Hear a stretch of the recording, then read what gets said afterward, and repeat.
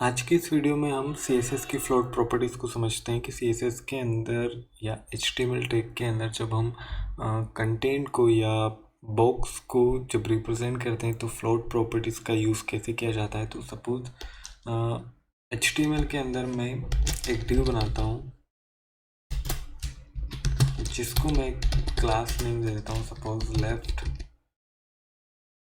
जिसके अंदर मैं कुछ कंटेंट रख लेता हूँ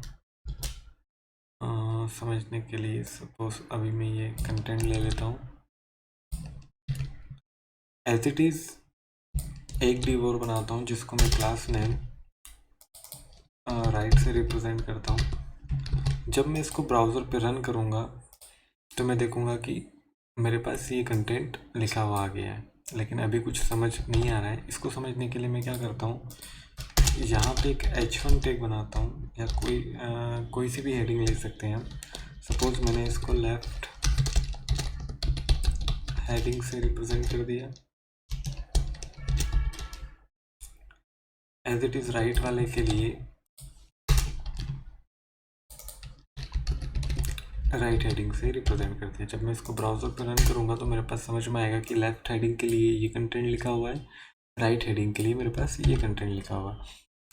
अब जब मैं इसको CSS जो मेरी क्लास है लेफ़्ट और राइट वाली, जब इसको CSS से रिप्रेजेंट करूँगा तो मैं इस क्लास को कॉपी करता हूँ। एक्चुअली ये क्लास नेम है, अगर यहाँ ID होता तो मैं हैश से रिप्रेजेंट करता CSS के अंदर, लेकिन मैं अभी क्लास का यूज़ कर रहा हूँ तो यहाँ डॉट सिंबल के साथ मैं उस क्लास को रिप्रेजेंट करूँगा। सपोज इसको मैंने बैकग्राउंड कलर रेड दे दिया और एज इट इज़ राइट वाले के लिए मैंने बैकग्राउंड कलर ग्रीन दे दिया। जब मैं इसको ब्राउज़र पर रन करता हूँ, एक्चुअली मैंने दोनों क्लास सेम ले लिया। अब मैं देखूँगा कि लेफ़्ट के लिए मेरे पास रेड कलर आ गया और राइट के लिए मेरे पास ग्रीन कलर आ गया।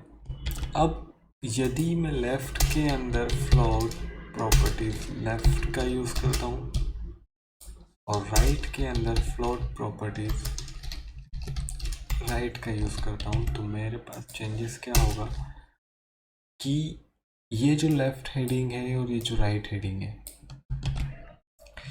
ये फ्लोट लेफ़्ट मैंने अभी असाइन कर दिया, फ्लोट राइट इसको असाइन कर दिया, लेकिन अभी कुछ समझ नहीं आ रहा है कि एक्चुअल हुआ क्या है।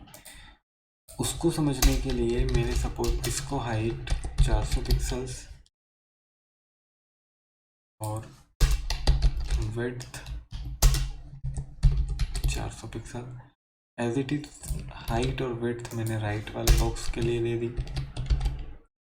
अब मैं देखूंगा कि जो लेफ़्ट वाला बॉक्स था उसके लिए मेरे पास ये लेफ़्ट में अलाइनमेंट हो गया और राइट वाले के लिए राइट में अलाइनमेंट हो गया। तो लेफ़्ट वाले को समझने के लिए जब मैं इंस्पेक्ट के अंदर लेफ़्ट वाली क्लास को रिप्रेजेंट कर देखता हूँ तो यहाँ पे जब मैंने हाइट और विड्थ के साथ बैकग्राउंड कलर दिया, लेकिन अगर मैं इस फ्लोट प्रॉपर्टीज़ को हटाता हूँ, ये मैंने फ्लोट प्रॉपर्टीज़ हटाई, तो अभी क्या हो रहा है कि इस फ्लोट प्रॉपर्टीज से ये मेरे बॉडी कंटेंट को फुल विड्थ में कवर कर रहा है। लेकिन जब राइट वाले पर मैंने फ्लोट राइट लगाया तो ये क्या हो रहा है कि जितनी इसकी हाइट और विड्थ है सिर्फ उसी को एक्चुअल हाइट विड्थ में कवर कर रहा है। इसलिए यहाँ पर यदि हमको किसी भी बॉक्स को या डिव को लेफ़्ट अलाइनमेंट या राइट में अलाइनमेंट करने के लिए कुछ हाइट विड्थ के साथ इस तरह से बॉक्स को रिप्रेजेंट करना होता है तो हम फ्लोट लेफ़्ट और राइट प्रॉपर्टीज़ का यूज़ करते हैं। एक्चुअली फ्लोट लेफ़्ट और राइट का यूज़ बूटस्ट्रैप 3 के अंदर किया गया था, जिसके अंदर जब हम ग्रिड सिस्टम पढ़ेंगे तो ग्रिड सिस्टम के अंदर हम देखेंगे कि पूरी बॉडीज़ को फ्लोट प्रॉपर्टीज़ में कैसे डिवाइड किया गया था। अभी सिर्फ हमको समझने के लिए HTML टैग के अंदर कि कभी CSS के अंदर या किसी टेम्पलेट्स के अंदर अब जब हम फ्लोट प्रॉपर्टीज़ को देखेंगे तो हमें समझ में आएगा कि हाँ ये फ्लोट प्रॉपर्टीज़ क्यों यूज़ की गई है। अब यदि मैं सपोज मेरे पास अभी दो डिव है जिनकी मैंने हाइट और विड्थ 400 पिक्सल्स लिए, सपोज मेरे पास यहाँ एक डिव और होता जिसको मैं सपोज मैंने एक डिव और लिया,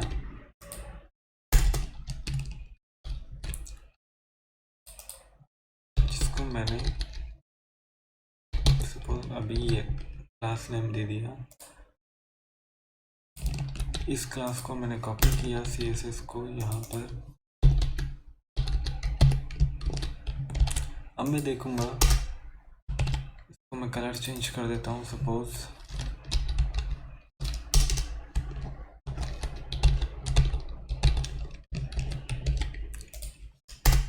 तो मैं देखूँगा कि मेरे पास यहाँ 3 डिव हो गए।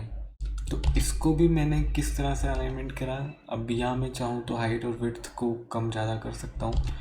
एक्चुअल जितना बॉडी का विड्थ रहेगा उसके अकॉर्डिंग हम इसको डिवाइड कर सकते हैं। अभी मैंने नॉर्मली समझने के लिए कि फ्लोट प्रॉपर्टीज़ का एक्चुअल काम क्या होता है, वो समझने के लिए हम फ्लोट लेफ़्ट और राइट का किस तरह से यूज़ करते हैं, उस प्रॉपर्टीज़ को समझने के लिए हमने यहाँ पर इस तरह के बॉक्स को रिप्रेजेंट किया है। इसको हम नेक्स्ट जब ग्रिड सिस्टम पढ़ेंगे, जिसके अंदर हम डिस्प्ले वाली प्रॉपर्टीज़ को अच्छे से कवर करेंगे, जिसके अंदर डिस्प्ले फ्लैग्स होता है, डिस्प्ले ब्लॉक का यूज़ किस तरह से किया जाता है, डिस्प्ले इनलाइन ब्लॉक का क्या काम होता है। तो जब बूटस्ट्रैप 3 और बूटस्ट्रैप 4 पर हम टेम्पलेट्स या पूरे वेब पेज को डिज़ाइन करेंगे, तब हमको और क्लियरली समझ में आएगा कि फ्लोट एक्चुअली काम कैसे करता है। अभी नॉर्मली HTML को समझने के लिए कि हाँ CSS के अंदर एक फ्लोट प्रॉपर्टीज़ होती है जिसका हम इस तरह से यूज़ कर सकते हैं, तो उसके लिए हम इस तरह से किसी भी बॉक्स को फ्लोट प्रॉपर्टीज़ के थ्रू डिफाइन कर सकते हैं।